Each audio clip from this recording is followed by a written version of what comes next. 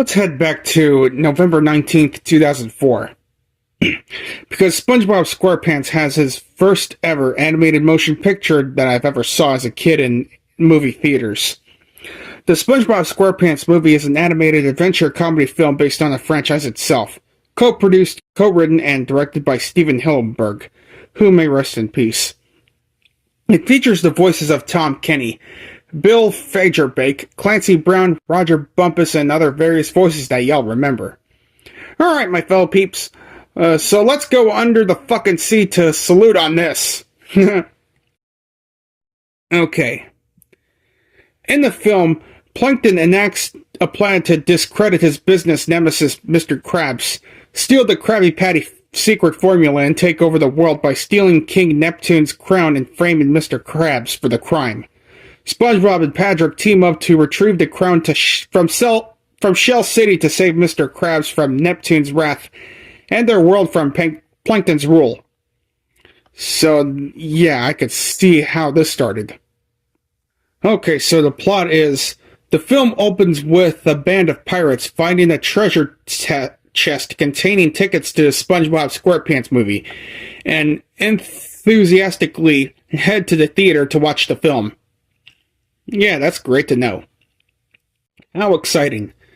And the film proper is set in the underwater city of Bikini Bottom. Eugene H. Krabs opens a second location of his popular restaurant, the Krusty Krab, next door to the original. His positive fry cook, SpongeBob SquarePants, hopes to be made the manager of his second establishment, but chooses instead his co-worker Squidward Squidward Tentacles. So, explaining to SpongeBob that as a kid, he is too immature to handle the job. Despondent, SpongeBob heads to the Goofy Goober ice cream parlor, where he and his best friend Patrick overindulge in ice cream. Meanwhile, Mr. Krabs' rival Plankton, owner of the unpopular Chum Bucket, puts Plan Z into effect. He steals the King's Neptune's crown, sends it to Shell City, and frames Krabs for the crime. Oh, that's fucked up. Okay, King Neptune confronts Mr. Krabs about his stolen crown at the Krusty Krab, too. Becoming further convinced of his guilt when SpongeBob, feeling the effects of the previous night, and smears him. Immediately regretful, SpongeBob offers to retrieve the crown from Shell City himself. Neptune freezes Mr. Krabs and orders SpongeBob to return within 6 days, or Mr. Krabs will be executed. Yeah, it should have been done that in about 11 days. Well, they could do that in 10, or they could do it at 9. 8, 7, 6, Patrick! 6 days it is, then. 5, Patrick, shush! Okay, the Neptune's daughter, Mindy, encourages SpongeBob, but warns him of a dangerous Cyclops that lurks near Shell City. Well, holy fuck, I wonder how bad the Cyclops is. Okay, other than that, SpongeBob and Patrick head for Shell City in the Patty Wagon, a Krabby Patty-shaped car stored underneath the restaurant. Immediately upon leaving in Bikini Bottom, they are carjacked. They follow the thief to a dive bar, where they cause a scene by blowing bubbles in the bathroom but manage to escape with the car. Meanwhile, Plankton steals the Krabby Patty formula from the frozen crabs and uses it to sell Krabby Patties at the Chum Bucket, where he gives away free helmets that brainwash customers into doing Plankton's bidding. Oh, really? He subsequently takes over Bikini Bottom and renames it Planktopolis, hiring a hitman named Dennis to prevent SpongeBob from returning with the crown. Well, that's... Oh my god, I'll be damned.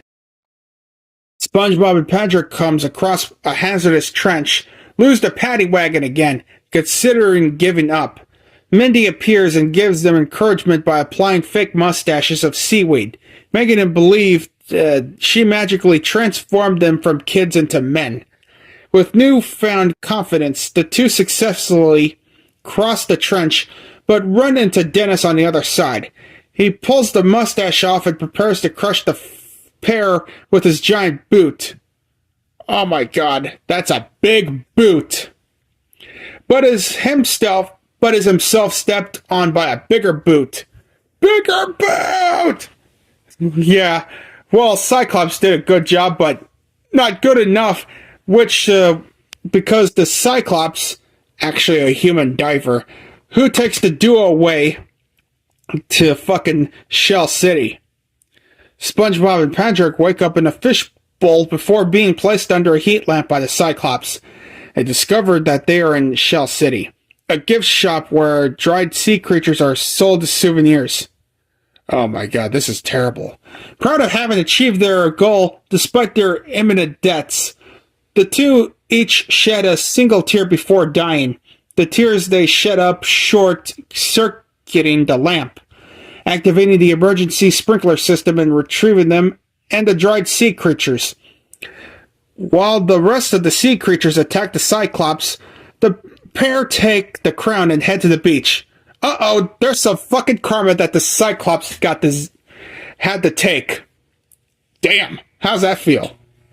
Okay, so SpongeBob and Patrick headed to the beach, where David Hasselhoff appears and offers them a ride home.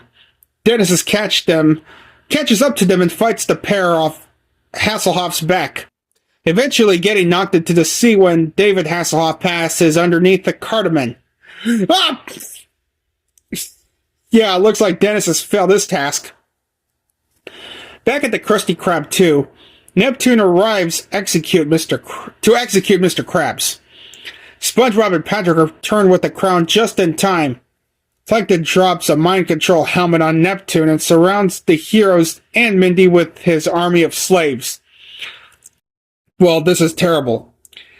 SpongeBob, embracing the fact that he's accomplished so much despite being a kid, uses the power of rock and roll to play Goofy Goober Rock. Yeah, which is a parody of I Wanna Rock by Twisted Fucking Sister. Freeing the Neptune and the citizens of Bikini Bottom from Plankton's control. Plankton is arrested, Neptune unfreezes Mr. Krabs, and SpongeBob is made the manager of the Krusty Krab 2. In a post-credits scene, an usher informs the pirates that the film is over and orders them to leave the theater. Well, that's really good to hear. So, according to Wikipedia, I heard that the film was originally intended to serve as a series finale, but Nickelodeon ordered more episodes of the series as it had become increasingly profitable. So Stephen Hillenburg resigned as a showrunner, with Paul Tibbitt taking his place. Okay, and Gregor Narholz composed the score for the film, conducting the recording sessions in 5.1 surround sound with the London Metropolitan Orchestra at Abbey Road Studios in London, England. Gregor was honored at the 2005 ASCAP Film and Television Music Awards for his work on the film, and received a nomination for music in an animated feature production at the 32nd Annie Awards. Oh, that's great to hear. American rock band Flaming Lips recorded SpongeBob and Patrick confront the psychic wall of energy. They shot the song's music video directed by the band member Wayne Coyne and filmmaker Bradley Beasley in Austin, Texas. Yeah, Best Day Ever, written by Tom Kenny and Andy Paley. Ocean Man by Ween. Oh yeah, even Motorhead, You Better Swim, a derivative of the 1992 track You Better Run. Oh yeah, the DVD releases of this fucking movie had bonus features in there. Yeah, especially the 50-minute featurette Case of SpongeBob hosted by Jean-Michel Cousteau. Yeah, 20-minute animated segment featuring scenes for the film, and also deleted scenes, and so on. Yeah, and I heard that 7-Eleven served a limited time edition Under the Sea Pineapple Slurpee in March 2005. Yeah, even the movie earned over $9 million on its opening day in the United States, second behind National Treasure, which earned $11 million. It grossed a combined total of over $32 million during its opening weekend on 4,300 screens at over 3,000 theaters, averaging like almost $10,000 per venue. The film dropped an unexpected 44% over the Thanksgiving weekend and 57% the weekend after that. Well, that's great to hear. On the review aggregator website Rotten Tomatoes, this movie holds an approval rating of 68% based on 127 reviews, with an average rating of 6.3 out of 10. Its critical census reads, "Surly, goofy, and entertaining for both children and their parents." Metacritic, which uses a weighted average, assigned that movie a score of 66 out of 100 based on 32 critics, indicating generally favorable reviews. Audiences polled by CinemaScore gave the film an average grade of B+ on an A to F scale. Roger Ebert of the Chicago Sun-Times gave the film 3 stars out of 4, calling it the good burger of animation plopping us down inside a fast food war, being fought by sponges, starfish, crabs, tiny plankton, and mighty King Neptune. Yeah, that's good to hear, Roger. Ed Park of The Village Voice wrote, "No Pixar? No problem. An unstoppable good mood generator. A resolutely 2D, the SpongeBob SquarePants movie has more yucks than Shark Tale, and enough soul to swallow the Polar Express whole.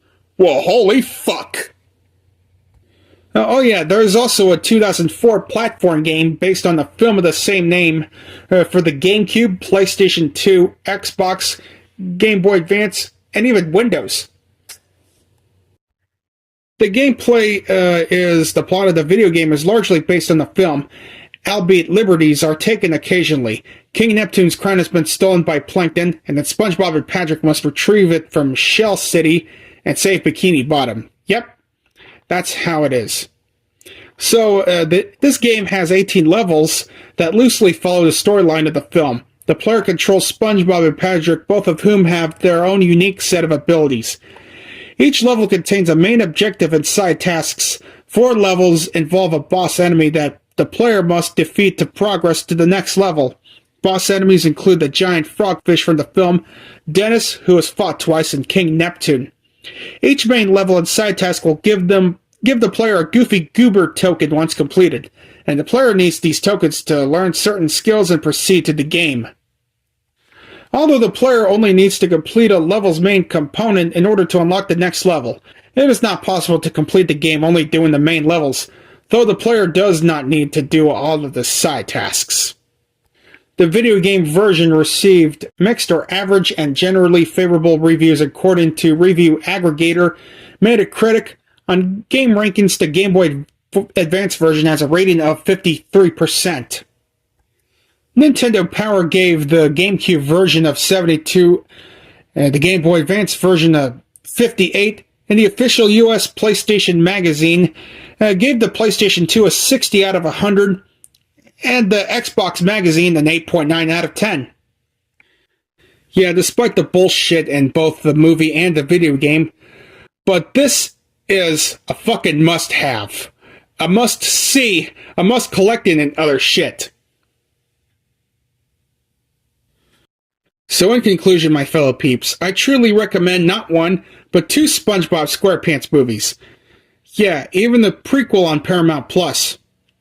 Yeah, the sequel entitled Sponge Out of Water, and a prequel, Sponge on the Run. So yeah, don't forget about the video game release for these consoles that had everything to do with it. It sure is fun to relive childhood to watch shit that you love so much. Yeah, especially Dragon Ball Z, Beyblade, Cubix, Sonic X, Jackie Chan Adventures, Static Shock, Justice League, and so on. Yeah.